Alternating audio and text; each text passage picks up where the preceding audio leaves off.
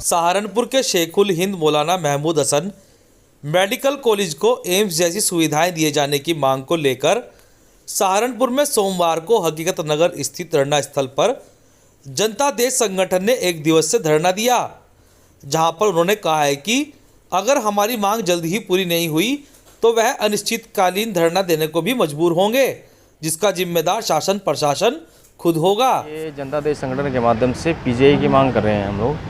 जो पीजीआई में आपने देखा होगा, पीजीआई की जैसी सुविधा नहीं है। वहाँ पे अगर आप गए होंगे तो ना तो वहाँ पे अच्छे डॉक्टर बैठते हैं और ना ही पे अच्छी सुविधा है वहाँ पे।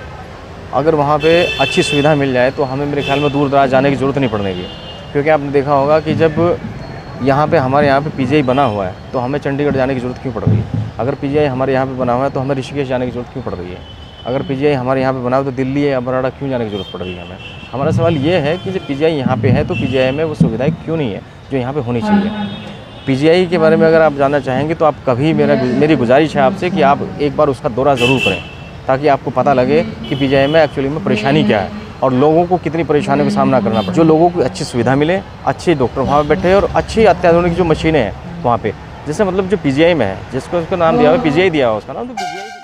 सहारनपुर में सोमवार को किसानों की समस्याओं व मांगों को लेकर भारतीय किसान संघ के कार्यकर्ताओं ने जिला अध्यक्ष राहुल त्यागी के नेतृत्व में जिला मुख्यालय पहुंचकर जोरदार प्रदर्शन किया, जिसके बाद उन्होंने मुख्यमंत्री को संबोधित एक ज्ञापन जिला प्रशासन के अधिकारी को सौंपते हुए अपनी समस्याओं व मांगों के निस्तारण की मांग की।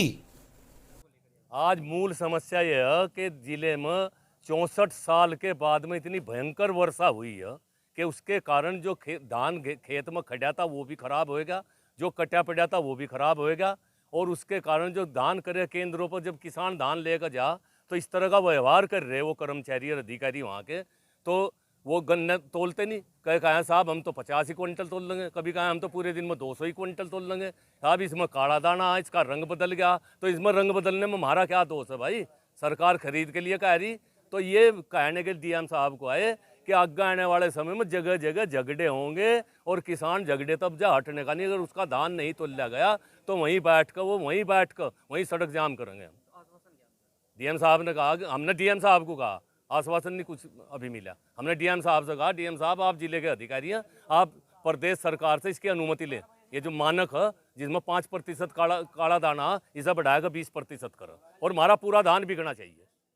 समाजवादी व्यापार सभा के प्रदेश अध्यक्ष संजय गर्ग के नेतृत्व में सहारनपुर में समाजवादी व्यापार सभा के कार्यकर्ताओं ने ऑनलाइन खरीदारी के विरोध में बुरा बाजार, कबाड़ी बाजार, लोहा बाजार, सराफा बाजार, नया बाजार, चौक फुआरा, मोरगंज होते हुए भगत सिंह चौक तक जन जागरण करते हुए पदयात्रा निकालते हुए आह्वान किया है कि इस दिवाली पर ऑनलाइन खरीदी ना करके मंदी, बंदी और महंगाई से परेशान दुकान भाइयों की मदद करें। देवबंद के मोहल्ला पठानपुरा के वार्ड नंबर 16 पर सलीम ख्वाजा के आवास पर केंद्र सरकार की योजना की श्रमिक कार्ड योजना के अंतर्गत श्रमिकों के ऑनलाइन आवेदन किए गए, जिसमें भारी संख्या में लाभार्थियों ने पहुंचकर कैंप का फायदा उठाया।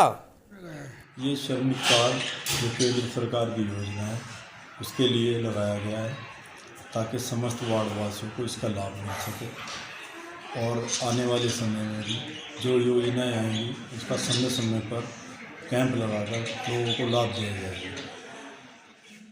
देवबंद तहसील क्षेत्र के शाहपुर ग्राम में सोमवार को गुर्जर प्रतिहार सम्राट मिहिर भोज महान की प्रतिमा का अनावरण समारोह आयोजित किया गया, जिसमें मुख्य अतिथि चौधरी मुखिया व रविंद्र भाटी रहे। जनता पार्टी के लिए गुर्जर समाज केवल जो चुनावी हिंदू है।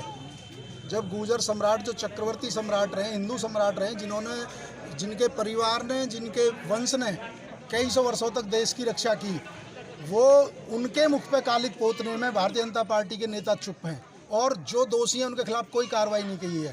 तो हमारा कहना है कि हम क्या केवल चुनावी हिंदू हैं?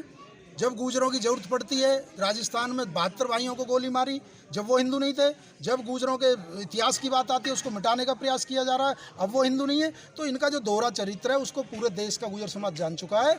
इन्हें इसका जवाब देना पड़ेगा, नहीं तो जिस तरह अंग्रेज़ों को भगाया, जिस तरह विदेशी हमलावरों को भगाया, 2022 में इनको भी ये गुर्जर समाज भगाने का काम करेगा। ये लड़ाकू कौम है, ये हमेशा देशभक्त कौम रही है और इसने देश की आज़ादी के लिए लाखों हजारों शहादत दी। जय गुरु।